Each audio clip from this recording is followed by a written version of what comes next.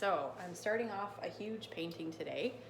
This is one that I have done before. The first time I painted it was in 2019, and it's a scene from a beach that my family visited in a beautiful place called Puako, which is in Hawaii. So this is my reference photo. So this canvas that I have is 5 feet by 3 feet. It's humongous. So I'm gonna just start by painting my underpainting, which I always do. And this particular painting, and like many others, I'm gonna do an underpainting with the quinacridone crimson, which I find is a really nice color to use. And I just mixed up a bunch of it in this mug, and I'm gonna go ahead and paint this part. So I think I might need a bigger brush here. This is going to take quite a while. So I'm going to start by doing the underpainting. And what I think is important with this is just getting it smooth across the canvas, trying to make it pretty even color-wise. At the end of the painting, not a lot of this is going to be showing through. It's going to be just kind of between the strokes a little bit, which I find is a kind of a more modern way of painting, is to let the underpainting show through. My understanding of it is that underpaintings were originally done to show the artist what part of the canvas hadn't been painted yet. But the other reason is it informs the color and the tone and kind of the mood, maybe you'd say, of the painting. So when you do pink, it's kind of a happy color, and this is a pinky red. So what it tends to do for any colors that are opposite on the color wheel, things like green or blue, it actually makes those colors pop out more. So if you're doing a scene that's like a forest or landscape scene, you think, oh, it's counterintuitive to paint the background pink, but actually, if you want your colors to be more lively, it will help provide some contrast and allow those colors to pop off the page. And one of the artists that I studied when I was in university is called Pissarro. He's a French painter from around the turn of the 19th into the 20th century. So he painted in little dots, and the way that his paintings would work is he would paint the background in a color. Say for example you're painting grass, he would paint the background of the grass red and then do the grass in green little dots. And the effect that you get with that is actually really cool. It'll make the green grass pop off of the red. So that was kind of a theory in painting, but I'm not sure if that's really where underpainting came from.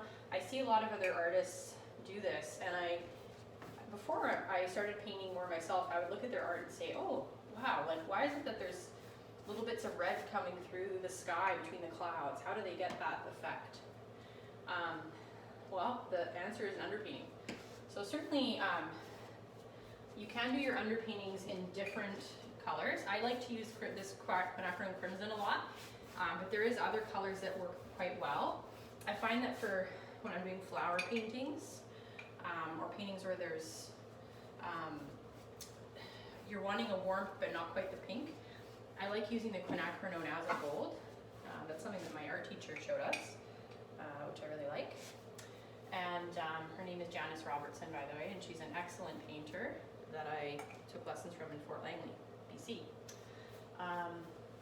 Anyway, but yeah, so the quinacridone as a gold also can be a really nice color to use.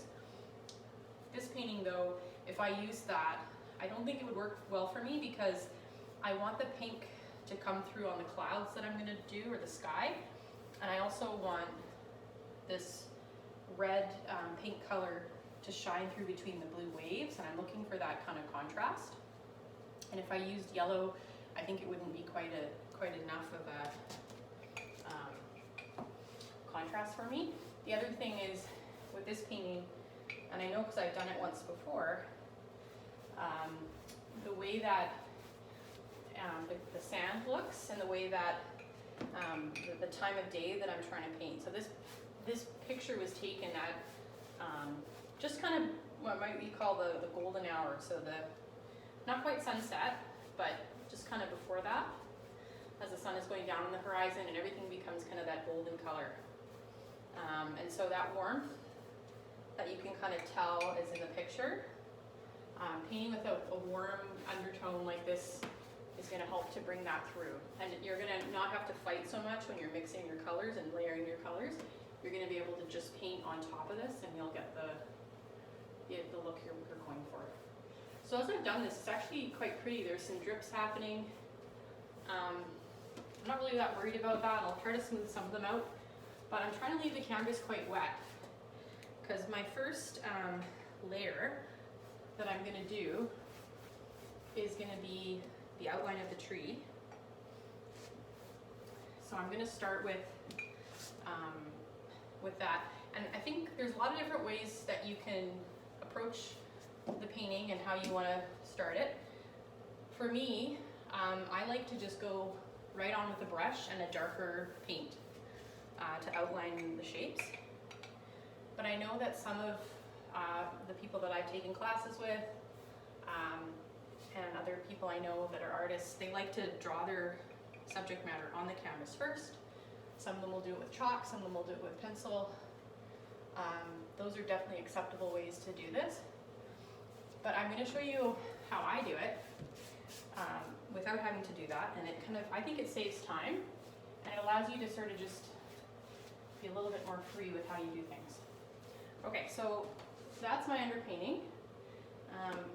I can see that I put quite a bit more in one spot here. I don't think it really matters that much. I'm just going to kind of try to smooth that out a bit. Okay, so at this point, I'm going to have a look at my reference photo. And you can see here that in the reference photo, this is a good reference photo because it obeys the rule of thirds. So the bottom 1/3 of the painting is sand, the top 1/3 is sea and sky. The way that this diagonal goes through the painting is kind of interesting. This branch is on there's 1/3 this way and 2/3 that way, and the focal point is here. So the rule of thirds, so 1/3, 1/3, focal point being kind of either here, here, here, or here. This painting works for that reason. So I'm going to use that to try to approximate where all these big lines are. And I'm just going to use blue paint. Probably I'll use ultramarine blue just to outline the shape of this. And I realize that this is not a blue shape at all, but I just want something that's going to stick out from the pink paint. So I'm not even going to really wash my brush. I'm just going to put some of this paint out on my my tray here. And the first thing I'm going to do is try to just put in the tree. And I'm not going to be too worried about how I do this, but I can see here that this is about 1/3. So if I take this and I visually split it into thirds, and again, it doesn't have to be precise. The tree trunk starts somewhere about there and goes maybe here, maybe it's a little higher than that. So something like that. And I'm going to do this branch coming down like that. And I'm going to make sure that I get the swoop in the trunk. And then it comes kind of slightly downward. And I can see that where this is slightly past the midline. I did fold this in half to give me that reference point. And I don't think this is quite straight, but I'm going to just make sure that I put that curve right about there. And then I'm going to come across, and this other part is just below the middle. So the middle is probably right about there. So it probably comes across something like that.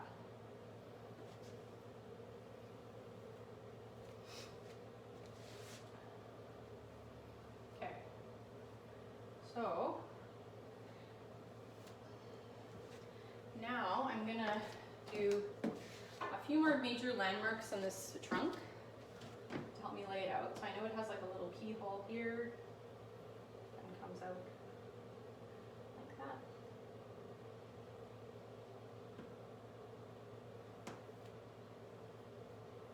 And then there's a little stick that's like sticking out of the sand here. In real life, this beach was so incredible. It had a beautiful shady spot, but it had the best sunset views I think I've ever seen at a beach in Hawaii. And we were so lucky. We got to stay at a little house right on this beach and every night come out and watch the sunset. So I really hope one day that I get to go back to this exact spot again. And when my mom was saying to me why she wanted this painting, it's because of all the happy memories that we had there. Okay. So, starting to get it roughed in here.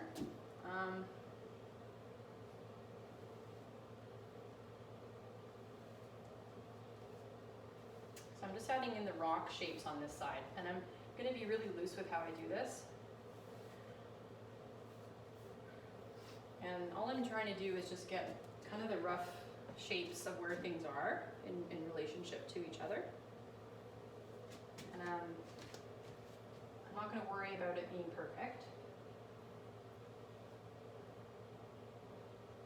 And what I think is interesting about a lot of landscape painting subject matter is that because no one's going to see your photo, and with things like trees and branches, no one knows what it looked like. You get to be the judge on how you want to do it. And if it's a little different, that's okay. No two paintings are alike, even when I'm doing this the second time. The first version of this is actually in my office. So I'm lucky I get to look at this every day when I'm at work.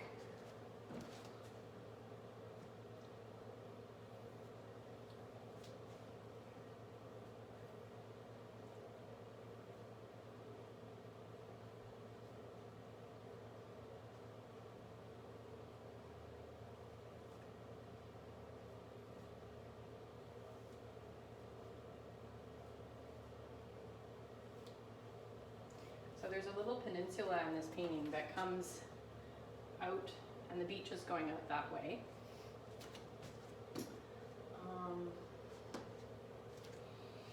This is coming down, and then we have the water line, which is sort of there, here, and then it's coming here, and here, and then we have the wave, right about there. So right now it probably doesn't look like a whole lot to many of you, but this is how I start. So at this point I'm just going to go ahead and put in a few more rough ideas of where some of the branches are.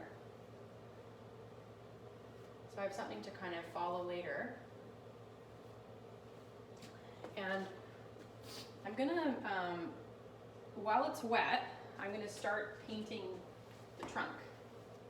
And I remember when I did this before, it was really fun. I used two colors that gave me this beautiful trunk colors. I'm using my quinacridone burnt orange, and I'm using my dioxazine purple. And that probably seems like a weird combination, but those two colors together, when they mix together, they make this really lovely warm brown. But when they're used separately, they give